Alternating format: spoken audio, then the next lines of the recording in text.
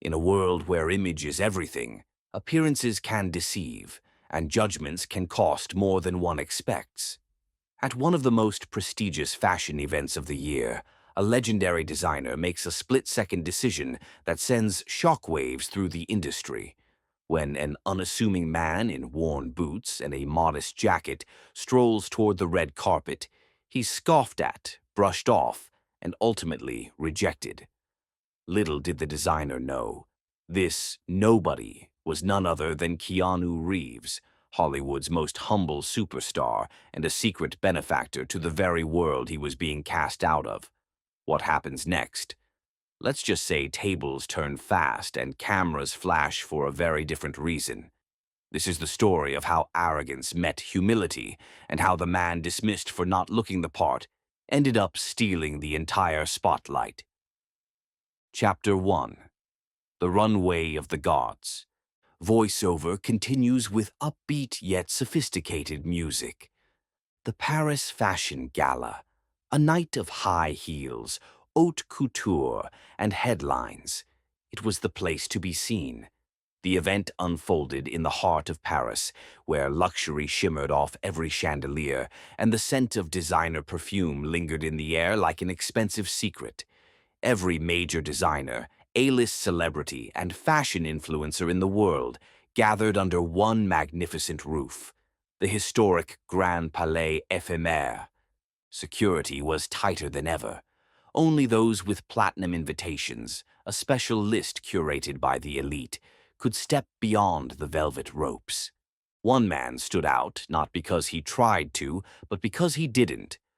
Dressed in black jeans, scuffed leather boots, and a weathered motorcycle jacket, he walked up to the entrance quietly, without the fanfare of bodyguards or flashing lights. His long hair fell past his shoulders, and a calm, almost meditative smile played on his lips. It was Keanu Reeves.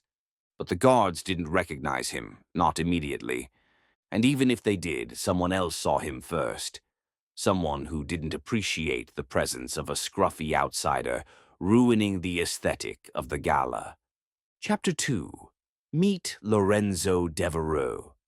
At the heart of the event was Lorenzo Devereaux, a fashion titan whose designs graced royalty, movie stars, and billionaires. Known for his signature flair, half genius, half drama, Lorenzo was a man who judged value by fabric, finesse, and fame. He spotted Keanu from across the entrance as he prepared to make his grand arrival. Lorenzo's expression twisted from curiosity to contempt. "Who let that in?" he muttered, waving a manicured hand toward Keanu. His assistant, Paulina, glanced over. "I think that's homeless. Probably wandered off the street," Lorenzo interrupted, already marching toward the entrance. Paulina opened her mouth, then closed it. She had recognized Keanu Reeves, but didn't dare challenge her boss. Lorenzo reached the velvet rope and stood before Keanu, peering at him as if he were an unsightly stain on a couture gown. "You're not on the list," he said sharply. "I was invited by Amélie Moreau," Keanu replied, his tone soft and polite. "She said I could stop by." "I don't care if the Queen of England invited you," Lorenzo snapped. "This is a fashion event, monsieur, not a soup kitchen." The words hung heavy in the air. Keanu blinked but said nothing. Instead, he gave a small, respectful nod, turned quietly, and began to walk away. He didn't plead. He didn't explain who he was. He simply left.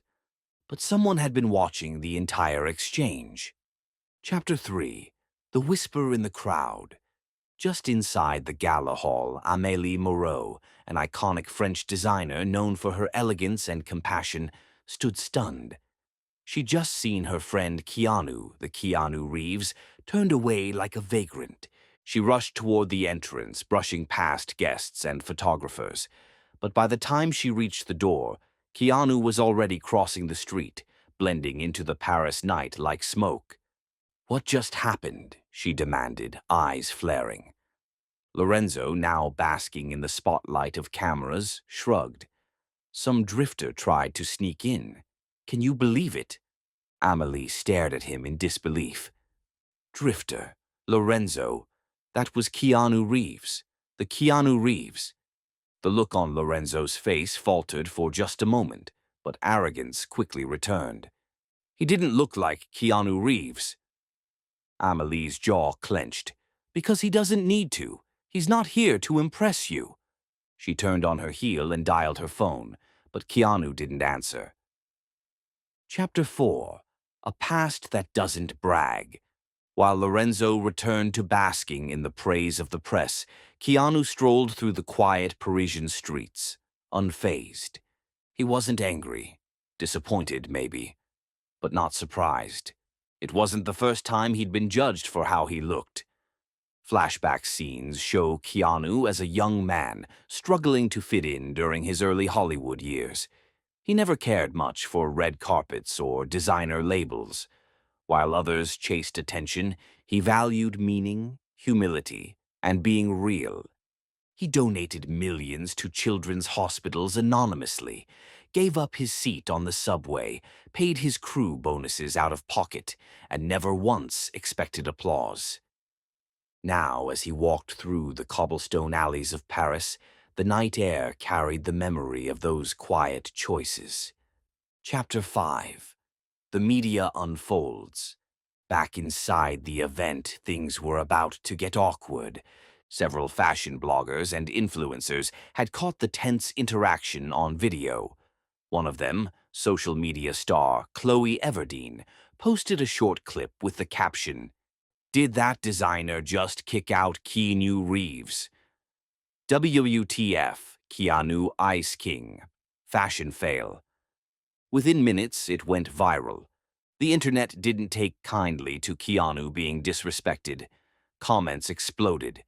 Keanu is a global treasure. That guy's career is over. He gave his Matrix salary to the crew. What did Lorenzo ever give anyone? Cancel Lorenzo. Period. By the time Lorenzo returned to his table with a smug smile, his phone was already buzzing. Over and over and over again. Chapter 6. The Call That Changed Everything. Meanwhile, Keanu was sitting quietly at a small cafe in Montmartre, sipping espresso and sketching in a notebook, an old habit from his art school days. His phone buzzed. It was Amélie. "Keanu, mon ami, I am so sorry. I invited you. Lorenzo had no right." "It's okay," he said, his voice calm. "Let him enjoy his night." "But you don't understand," Amélie said breathlessly. "The world knows. Someone recorded it. You're trending on every platform. Everyone's furious." Keanu blinked. "Oh, I see." There was a long pause, then a chuckle. "Well," he added, "that's unexpected." Amélie hesitated. "Would you come back? I think it would make quite the statement." Keanu considered it, then looked down at his simple clothes. "Only if I can wear this." Chapter 7.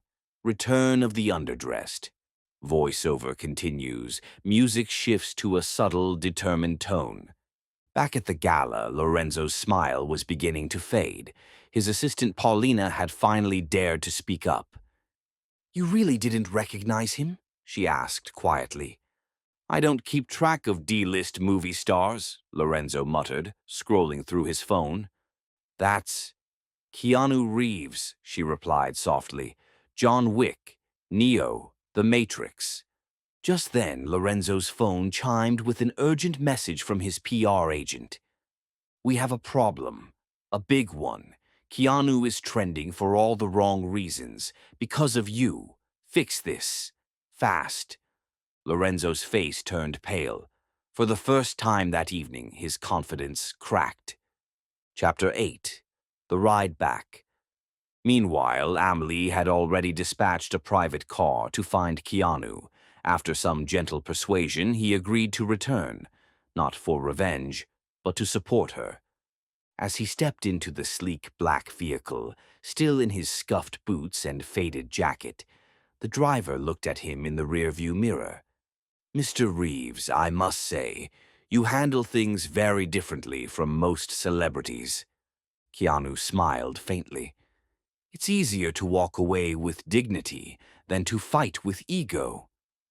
The ride was quiet, thoughtful, and as the car pulled up to the red carpet once more, all eyes turned.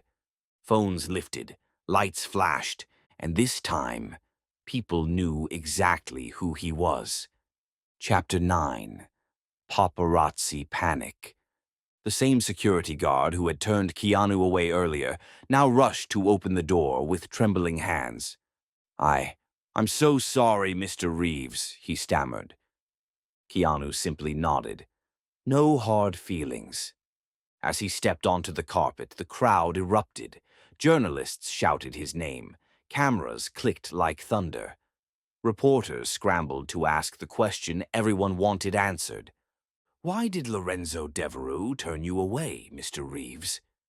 Do you feel disrespected? Will you still support the fashion world? Keanu, as always, didn't take the bait. I'm just here to support my friend Amelie, he said with a calm smile. Tonight's about the art, not the drama. And just like that, he stole the show, without even trying. Chapter 10. The Designer's Dilemma. Inside, Lorenzo was sweating under the lights. His show was minutes away, and the buzz had completely shifted from his collection to the scandal of the night. The press was circling. Guests were murmuring. Even his investors were starting to raise eyebrows. Then the assistant producer whispered into his ear, "He's back. Keanu Reeves just walked in. The crowd's losing it." Lorenzo's chest tightened. What now? Apologize? Ignore him? Would Reeves confront him? But what happened next was something he never expected. Chapter 11. The Ultimate Power Move. As Lorenzo's show began, the music swelled and the first models walked the runway in dazzling, bejeweled gowns.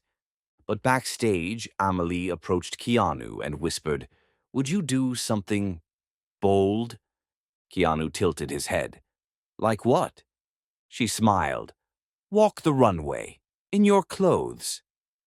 Keanu blinked. "You mean in these?" He gestured to his old boots and jacket. "Exactly," she said. "The world needs to see what real confidence looks like." Chapter 12. The Walk Heard Around the World. As the final music hit a crescendo, the lights dimmed. Then one spotlight appeared on the runway entrance. Gasps erupted. Keanu Reeves walked out, calm and confident, in his worn motorcycle jacket, jeans, and boots. The audience fell silent, then broke into thunderous applause. This wasn't irony. This was authenticity. And it was beautiful. Cameras flashed. Viewers watching the live stream went wild. The hashtag number sign, Keanu C. Utur, trended instantly. Lorenzo watched in horror, his entire show outshined by a man wearing $50 jeans. Chapter 13. The Backstage Confrontation. After the show, Lorenzo cornered Keanu backstage. "Why would you do that?" he hissed. "You humiliated me." Keanu looked him in the eyes, calm and grounded. "I didn't do anything to humiliate you," he said. "You did that all by yourself." There was no anger in his voice, just truth. "You judged me before you knew who I was. That's not fashion. That's ego." Then he walked away. Chapter 14. The Begging Begins. Later that evening, as Keanu posed with fans and press, Lorenzo approached again, this time humbler, desperate. "Mr. Reeves," he said, "would you mind taking a photo with me? It might help with PR." Keanu paused. The irony wasn't lost on him. A few hours ago, this man had tossed him aside. Still, he smiled. "Sure." They posed together. Cameras clicked, but the world saw what the photo really meant. Keanu wasn't just the star of the night, he was the lesson. Chapter 15. The Last Laugh. By the next morning, every major outlet ran the story. Keanu Reeves, snubbed at fashion show, ends up the star of the night. Designer judged a book by its cover and lost everything. Keanu teaches the industry a masterclass in humility. Fashion blogs praised Keanu's authenticity. Fans created memes, fan art, and tribute videos. Amelie's line sold out instantly.